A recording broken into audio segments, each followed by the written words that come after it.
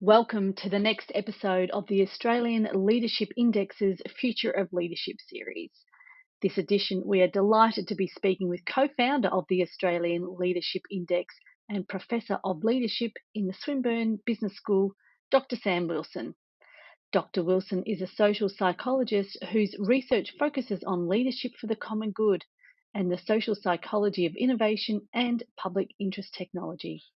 He is co-lead of the Thriving in Society 4.0 program of the Social Innovation Research Institute, Deputy Director of the Social Psychology of Innovation Research Group, and co-convener of the Technology by Society Forum.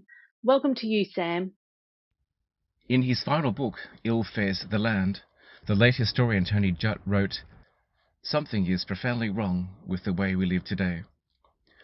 For 30 years, we have made a virtue of the pursuit of material self-interest. Indeed, this pursuit now constitutes whatever remains of our sense of collective purpose.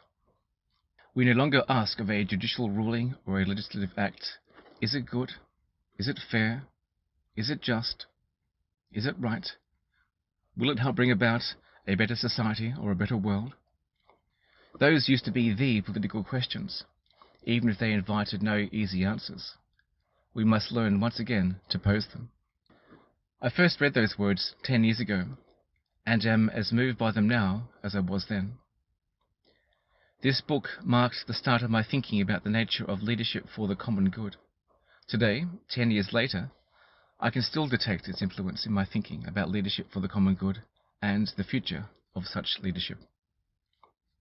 The first thing I would say about leadership for the common good is that it is not reducible to any single approach to leadership, such as transformative, servant, ethical, or adaptive leadership, although such approaches may find expression in the practice of leadership for the good.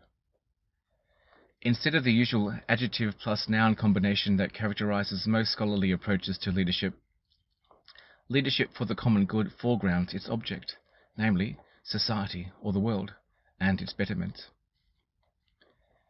This is not to say that the practice of leadership for the good is indifferent to the means through which the good is sought. Indeed, as our research shows, ethical sensibility and conduct is central to leadership for the good. Rather, it means that we can strive to bring about a better society or world through a variety of means, and that leadership for the good can be practiced by a diversity of actors, including those who don't have a formal mandate to lead. Similarly, as observed by the philosopher Hans Sluger, the diverse conceptions of the good, such as justice, happiness, liberty, security, prosperity, and the variety of communities for which the good is sought, militates against the identification of a single determinate good. If neither the good nor leadership for the good are reducible to any single concept or practice, what can one say about the common good and the future of leadership for the common good? I think Tony Judd's observation that questions of this ilk invite no easy answers offers a clue to how such questions might be approached. In particular, the idea that these questions invite no easy answers suggests that we should be cautious about the simple solutions and self-assured dogmas that seem to have proliferated in recent years alongside growing tribalism and division. A promising candidate for the common good, which seems apt in the context of our complex challenges, is the well-being of the whole. Understood in this way, the good is more an umbrella term for several interlocking concepts and conditions that underpin the survival and flourishing of life. By extension, leadership for the common good describes those individual and collective actions that foster these conditions. Naturally, this is easier said than done. It calls on us to step out of the echo chambers and conceptual cul-de-sacs that characterize so much of contemporary life, and to learn to speak to rather than past each other. It calls on us to eschew dogma in all its forms, to embrace paradox, and to learn to sit with the doubt that attends this manner of apprehending and acting in the world.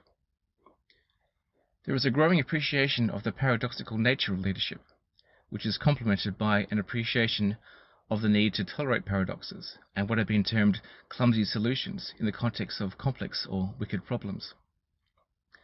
Thus, to pick but three oppositions that seem especially relevant to our current difficulty of developing and maintaining a sense of the commons and the common good, it behooves us to think not in terms of individualism versus collectivism, but rather individualism and collectivism. Similarly, it behooves us not to think in terms of hierarchy versus egalitarianism versus markets, but to instead appreciate the roles, uses, costs, and benefits of these different relational modes. Finally, it calls on us to think not in terms of change versus continuity, but rather to appreciate our psychological, social, cultural, and institutional needs for both change and continuity. As Marco Vervage and Michael Thompson have pointed out, each time one of these perspectives is excluded from collective decision-making, governance failure inevitably results.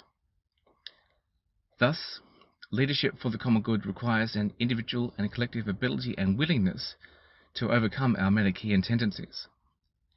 It calls on us to foster the conditions that make it possible to imagine how apparent contradictions can be reconciled. And it calls on us to cultivate the conditions in which we can develop a sense of shared reality, collective purpose, and shared destiny. As we stumble our way through this interregnum, these strike me as the core design principles of a new leadership for the common good.